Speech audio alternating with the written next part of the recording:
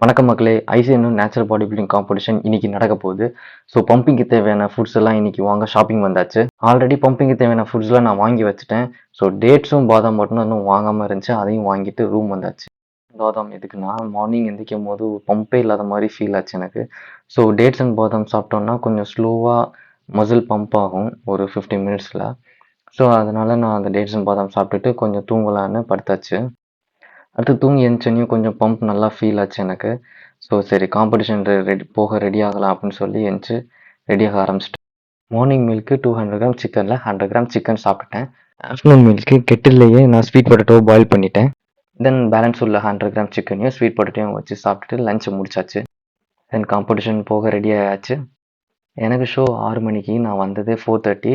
So 5 ஓ clock நான் tan பூசி கொஞ்சம் போசிங் பார்க்க ஆரம்பிச்சிட்டேன். தென் செகண்ட் கோட்டிங்கோட டேன் வந்து ட்ரை ஆனதும் ஷைன் அடிச்சாச்சு. ஷைன் அடிச்சுட்டு திரும்பி ஒரு போஸ்டிங் பார்த்துட்டு எக்ஸசைஸில் ஃபுல்லாக என்னால் முடிஞ்ச அளவுக்கு நான் மசிலை பம்ப் பண்ணிக்கிட்டே இருந்தேன். தென் நான் கான்டெஸ்ட்டில் 2 கேட்டகரி பண்ணேன்.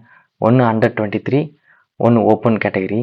ரெண்டுலேயும் நான் என்ன ப்ளேஸ் பண்ணேன்றதை நான் உங்களுக்கு நெக்ஸ்ட் வீடியோவில் சொல்கிறேன். டாட்டா பாய்.